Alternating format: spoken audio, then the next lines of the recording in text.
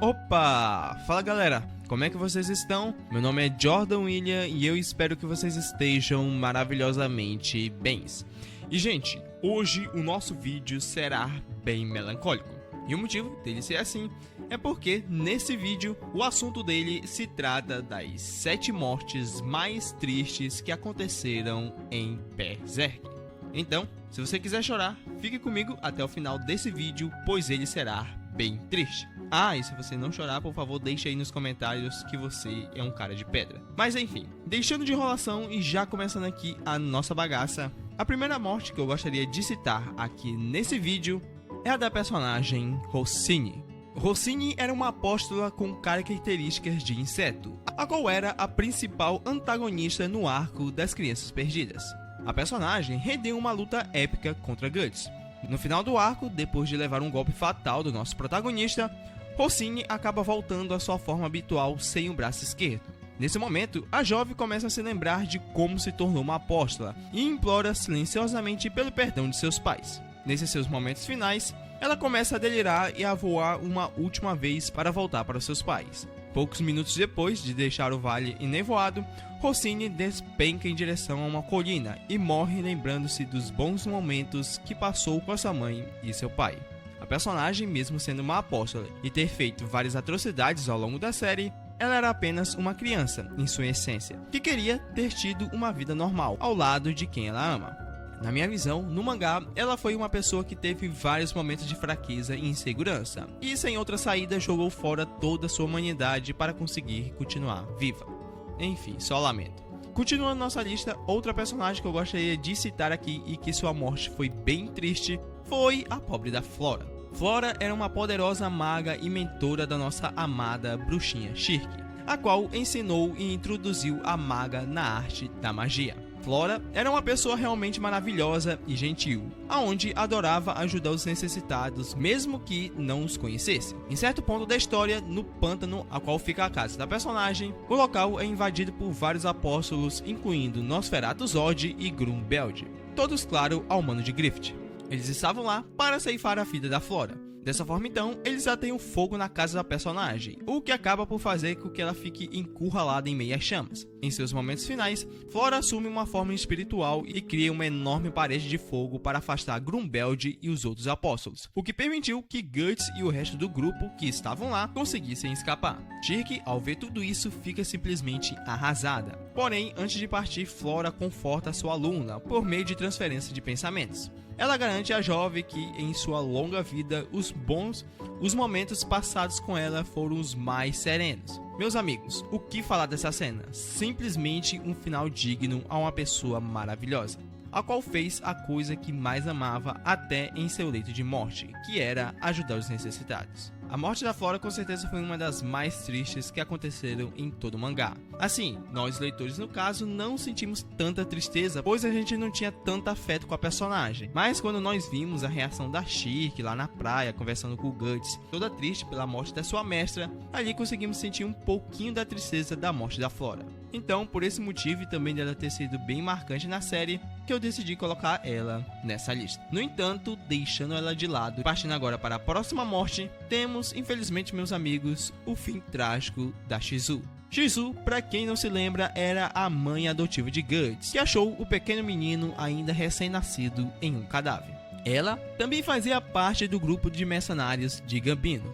Shizu acabou por enlouquecer após ter um aborto espontâneo, e quando viu Guts se sentiu na obrigação de cuidar da pobre criança, a qual não tinha nenhuma culpa de tudo que havia acontecido a ela. Shizu cuidou de Guts até o mesmo completar 3 anos de idade, e nesse tempo ela acaba por contrair uma praga que a deixa extremamente doente e acamada. Em seus momentos finais, antes de sucumbir à peste, a mesma agarra a mão do nosso protagonista e chama pelo nome pela primeira vez, encerrando assim a sua trágica vida. Essa cena, sinceramente, é bem bonitinha, mas é um pouco melancólica, pois sei lá, a gente quase não viu o afeto entre ela e o Guts. A única coisa que a gente conseguiu ver ao longo da série foi ela chamando ele de Guts em seu leito de morte. Seguindo adiante, temos agora a morte de Gambino. E sim, eu sei que uma galera já deve estar me xingando agora e dizendo que essa morte não foi triste. Mas sim, meus amigos, você odiando ou não Gambino, o fim dele foi trágico e triste.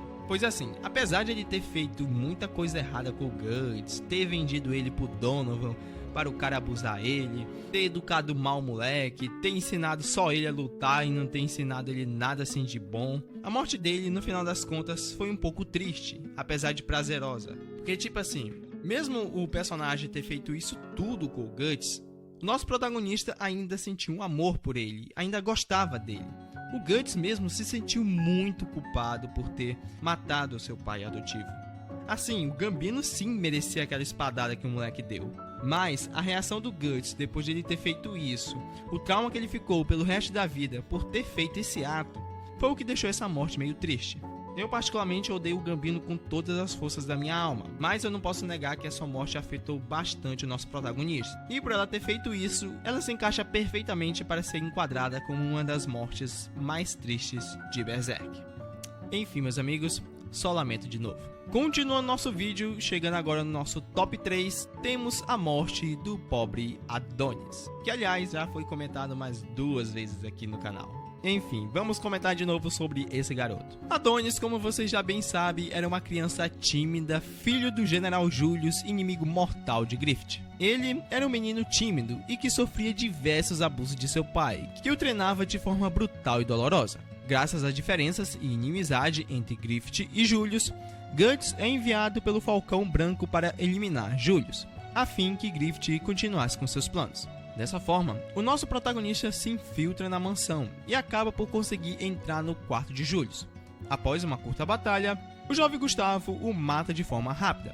Após isso, Guts tenta sair pela porta, mas ouve passos e, achando que se tratava de um soldado, ele rapidamente esfaqueia na direção do som. Mas, para sua surpresa, era somente o pobre Adonis, que acabou por morrer segurando nos braços de Guts e o perguntando o porquê de tudo aquilo. Com certeza, essa foi uma das cenas mais chocantes e tristes que aconteceram em Berserk. Por tipo assim, o garoto morreu por nada, tá ligado? Ele não tinha nada a ver com a situação, com a treta entre o Griffith e o Julius. O Guts mesmo não queria matar o garoto e até se arrepende depois. Eu me lembro que na época que eu tava lendo Berserk, eu tive quase que a mesma reação que o Guts teve quando matou o garoto. Mas enfim, dizendo de novo e agora pela terceira vez, só lamento. Seguindo adiante com o nosso vídeo, em segundo lugar na nossa lista das 7 mortes mais tristes de Berserk, temos a morte de Gaston. Gaston era o segundo no comando do exército de Guts, do Bando dos Falcões, sendo ele inclusive um amigo pessoal do nosso protagonista,